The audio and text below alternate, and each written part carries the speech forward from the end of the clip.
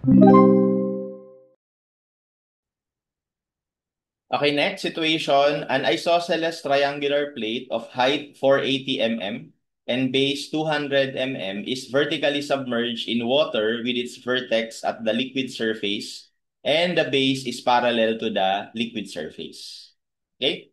So, evaluate the total force acting on one side of the plate and then obtain the location of the force from the center of gravity of the plate and obtain the location of the force from the liquid surface in millimeters. So basically, pag drawing natin, ito yung okay, or liquid surface. Pero sinabi niya naman na ano siya eh.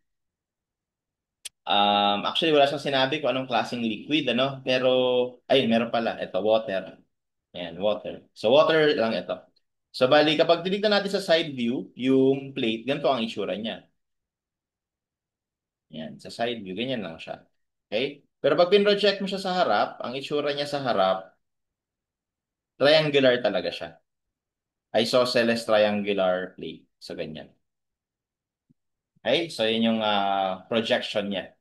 So, ang dimension nito is 480 yung height, mm. Tapos, ang base ay 200. Okay, so unang tanong, what is the total force acting on one side? So basically dito sa number 6, ang pinapatanong lang is yung hydrostatic force, no?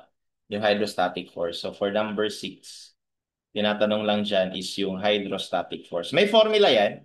Pwede natin gamitin yon. So yung gamma ng liquid, H bar times area. Okay, so i-define ko lang, yung gamma L, yun yung unit weight ng liquid kung saan siya naka-submerge. Yung H bar is yung distance ng centroid netong shape na to from the surface ng liquid, no, vertically. And yung A is yung area ng cross-section. So kapag gagamitin lang natin itong formulang to, bali mangyayari, yung gamma na gagamitin is yung gamma ng water, kasi yung liquid natin dito is water. So 9.81. And then, yung H bar is ilalocate lang natin yung location ng centroid niya. So, eto kunwari yung centroid niya, no? CG. And that is located, dahil triangle ito, that should be located from the top, no? To be 2/3 of 480. Okay? So, H bar natin will just be 2/3 of, gawin natin tong meter, ha? 0.48. Kasi naka-kilonewton per meter cube itong 9.81. And then lastly, yung area. So, syempre, yung area is yung area lang nito. Yung area niyan. And which is, triangle lang naman yan. So, 1/2, ang base mo ay 200, ang height mo ay 480. Again, kinonvert ko lang sa meter. So, our hydrostatic force can be calculated as,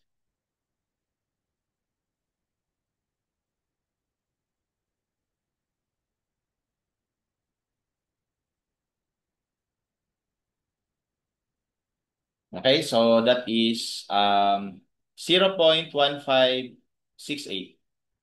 0.15068. But the units here is kilonewton, no? Kasi ano to eh, kilonewton per cubic meter. Ito, ginawa mong meter. Ito, ginawa mong meter. Ito, ginawa mong meter. So, meter cube, magka-cancel dito. So, may iwan na units, kilonewton. However, in the choices, we are asked it to be in Newton. So, i-convert lang natin sa Newton.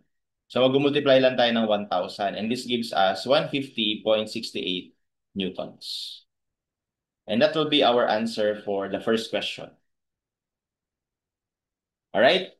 So, paano ba ito nakuha itong formulang to? So, nakuha yan sa concept na yung fluid pressure natin is zero at the top and linearly varies at the bottom. So, ito yung fluid pressure diagram natin. Ayan.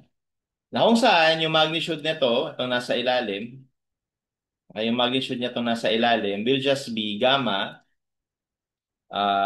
ng liquid times yung overall depth niya. Okay, let's say yung overall depth niya is H. Ayan. Okay, and then from there, kinukuha lang natin yung volume nitong fluid pressure diagram na to. Kasi in reality, dahil triangular yan, ang itsura ng fluid pressure na yon is something like this. So let's say ito yung plate natin. Let's say yun yung plate natin or yung triangular plate natin, ano? So, itsura ng fluid pressure niya is something like this.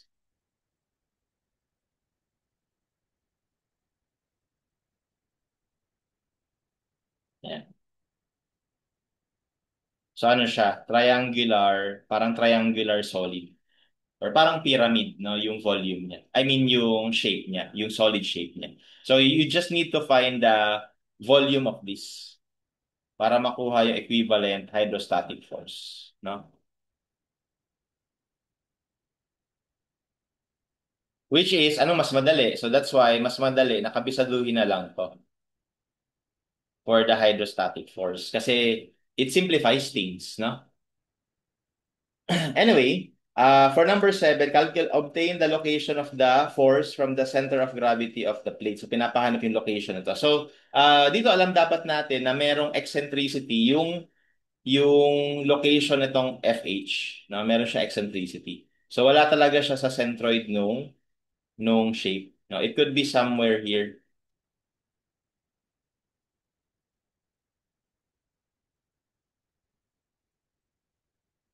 Okay, ang tawag natin siya is center of pressure. Okay, tapos ito yung eccentricity. Yung layo ng center of pressure mula sa center of gravity ng plate. And how do we compute that? So to compute that, we have another formula. No? The eccentricity is calculated as I at the moment of inertia about the center of gravity over area times y bar. Okay? Where y bar is the distance of the center of pressure, rather, the distance of the center of gravity of the cross-section from the water surface measured along the height of the plate. Okay? So, that's how we find yung E. And in this case, lumalabas siya, dahil triangular to, yung ICG natin kapag triangle is BH cube over 36. Okay, so yung B natin dyan is yung 200. So gawin lang ulit nating meter, 0.2 times 0.48 cube over 36. Over area. So yung area, 1/2 base times height. And then yung Y bar natin, ito rin yun, no? Bali, ito rin yung Y bar natin. Yan yung H bar natin, yan na rin yung Y bar natin. Kasi vertical yung plate. Okay, nagkakaiba lang to kapag naka-incline tong plate, nakaganyan. Kasi yung Y bar, sinusukat natin along the length of the plate. Okay? So, therefore, this is also 2/3 of 0.40. Okay? So, again, ito yung area. Ito yung Y bar. Tapos, ito yung ICG. So, calculating, we have,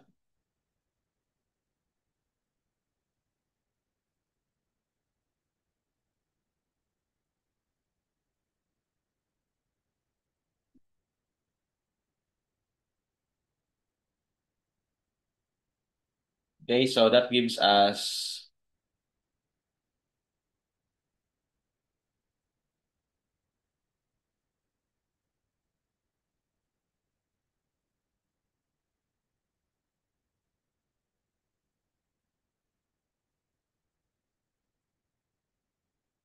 okay, so that gives us 0.04.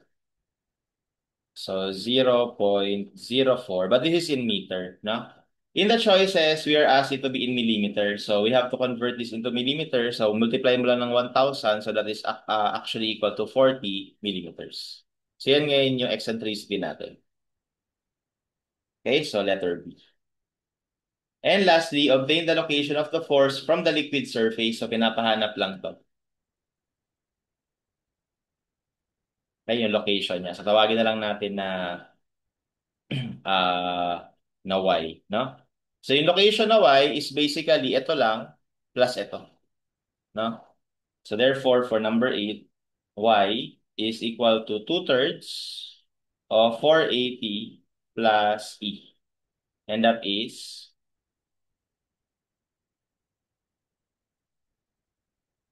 360 mm.